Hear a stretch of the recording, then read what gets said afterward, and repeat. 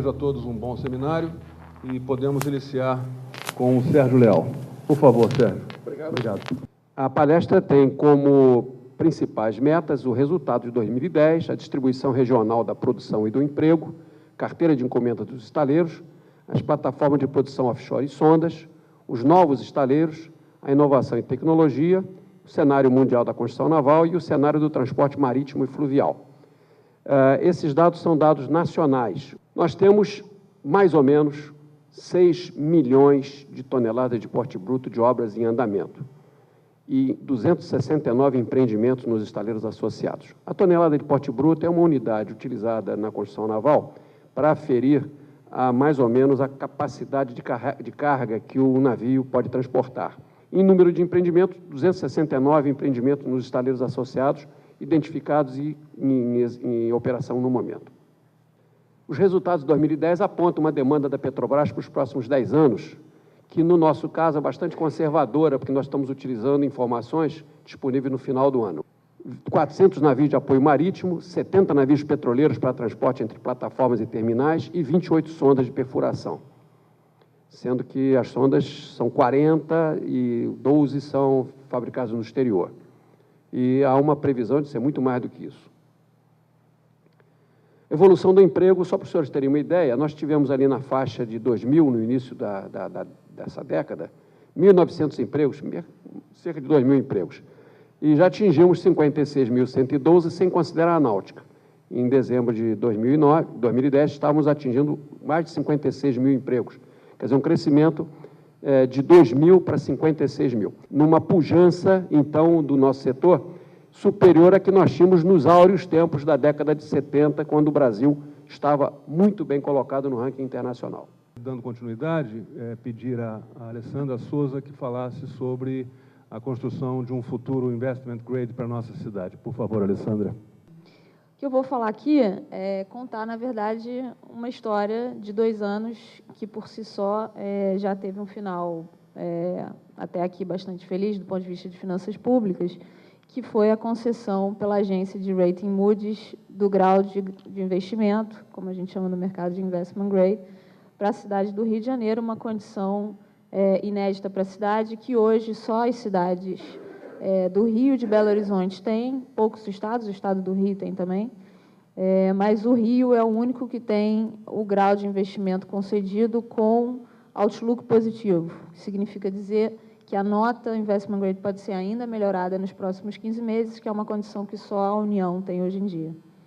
Então, o que a gente vai falar, basicamente, é a evolução das receitas municipais ao longo desse tempo, os resultados primários que a gente obteve, como foi feito o processo de saneamento das finanças públicas, que acabou resultando na questão do investment grade, todas as iniciativas que a gente foi fazendo ao longo desses 2 anos, mas particularmente foi feito no primeiro ano de governo, e que foram essenciais para a gente conseguir o nível de caixa e de recuperar a capacidade de investimento da Prefeitura, que era o nosso grande objetivo, e que é extremamente importante, vocês podem imaginar, dada a quantidade de projetos que se tem nos próximos anos, particularmente envolvendo os eventos esportivos, e as perspectivas para a cidade.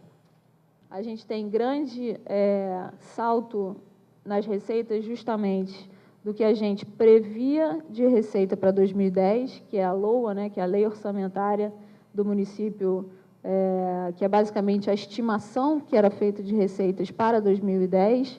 A Lei Orçamentária, fazendo um parênteses, né, é feita pelo Executivo em novembro do ano anterior a que ele se refere. Então, a LOA de 2010 foi, na verdade, preparada em agosto de 2009, portanto, tem dados até aquele período, e procura estimar receitas do ano seguinte e, ao mesmo tempo, autorizar despesas no mesmo montante. Então, a gente tinha uma expectativa de estar arrecadando 13 bi e 600 no município do Rio, e, na verdade, a gente conseguiu uma arrecadação que foi bastante superior a ela, que foi de 15.243. Para 2011, a gente estima algo como 18,8 bilhões de reais, e eu gostaria de destacar aqui, na verdade, 3 receitas dentro das rubricas de receitas orçamentárias. basicamente as receitas tributárias, a receita patrimonial e outras receitas correntes, em função dos desempenhos destacados que a gente vem observando nos últimos anos. Gostaria agora de chamar o Alexandre Gurgel para dar continuidade à apresentação. Ele vai nos falar sobre a retomada da indústria naval no Rio de Janeiro. É sempre bom falar desse tema. Esse tema está na moda e tem motivo para a gente falar dele. A gente vai tentar contar essa história aqui. Então, esses são os players atuais, né, os estaleiros. Eu vou pedir o próximo slide, porque dá uma ideia. Nós fechamos ano passado processando 300 mil toneladas, tá certo?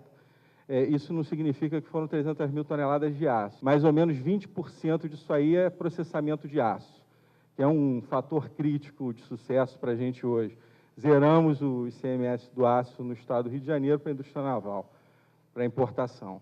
Bom, a área total disponível naqueles estaleiros hoje é de aproximadamente 1,5 milhão de metros quadrados, com 11 diques secos, 13 carreiras e o total de cais de 23. Agora, no Rio, nós produzimos desde as plataformas, inclusive as que ninguém fez ainda, os navios mercantes, os navios de apoio portuário, supply boats, navios militares, submarinos e plataformas offshore. Tá certo? Então, é importante falar o quanto que o Rio de Janeiro tem de tradição e o quanto que ele está dentro da retomada dessa indústria. Então, aí as encomendas dos nossos estaleiros. Tem 26 navios no EISA, lá com o doutor Manuel Ribeiro, tem 5 plataformas no Brasfels, com Gilberto Israel, tem 4 navios lá no Mauaco, Manuelzinho também, Rio Nave, 2 balsas, Superpesa, 2 barcaças, o STX está com 9 navios, o Aliança com 9 navios, a UTC 14 módulos de processo. Nunca na história desse país, uma empresa só teve um contrato de 14 módulos de processo de uma única vez. Investimento para desenvolvimento da produção aproxima-se de 50% dos investimentos em pós-sal. Produção é plataforma, é supply boat, etc. Estou dizendo isso porque os números que são conflitantes hoje qual é o mercado futuro até 2020. Parabéns, Alexandre, pela belíssima apresentação. Depois de ouvir o Alexandre falar e também a Alessandra, eu acho que eu posso dizer que o Rio continua lindo, né? Sempre foi, sempre foi. Bom, antes de iniciar o debate, eu gostaria de registrar o agradecimento ao nosso patrocinador Bradesco, como também o apoio do Jornal do Comércio.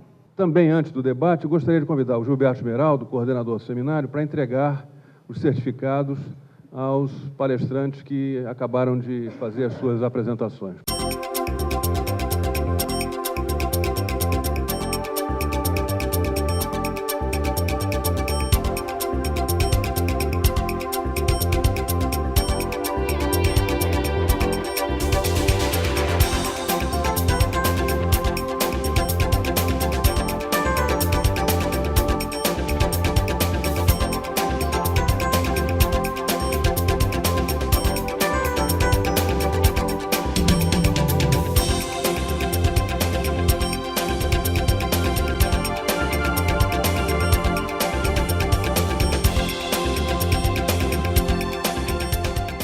O Brasil, com essa situação de reserva de urânio, com uns 30% do território nacional prospectado, ocupa o 6º lugar no mundo em reservas de urânio.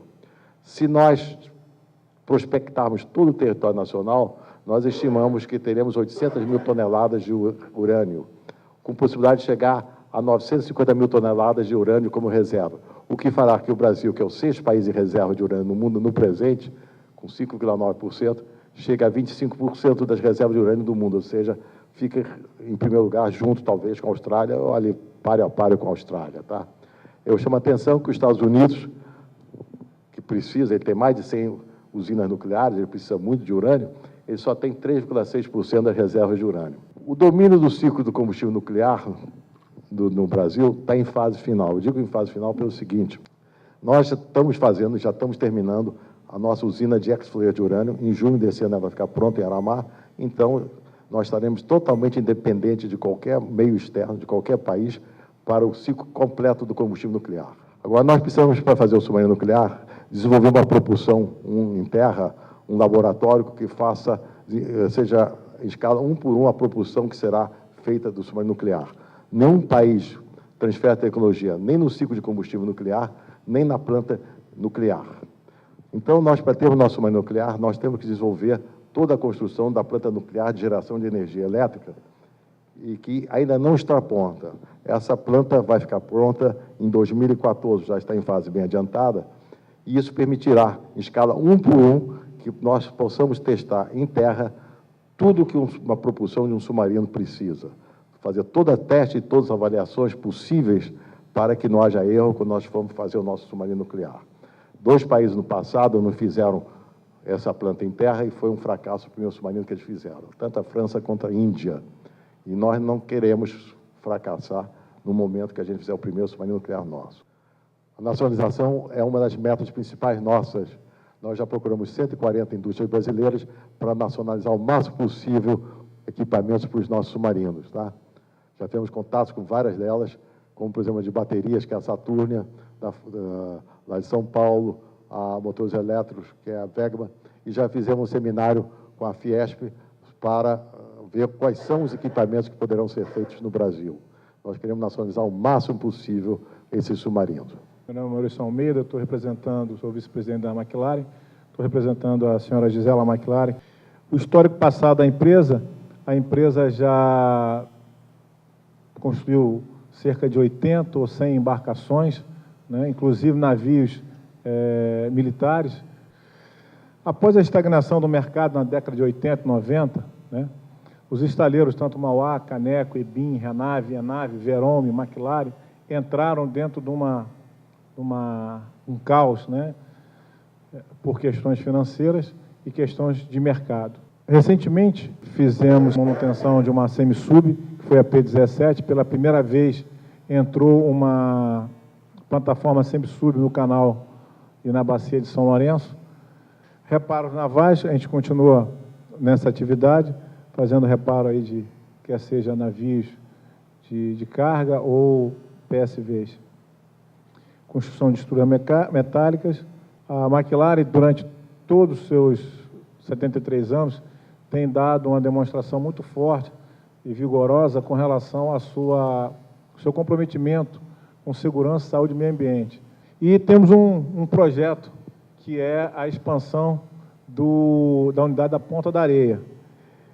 A nossa ideia é ampliar hoje dos 25 mil metros para 100 mil metros, construindo o primeiro dique do estado do Rio de Janeiro para abrigar uma semi-sub.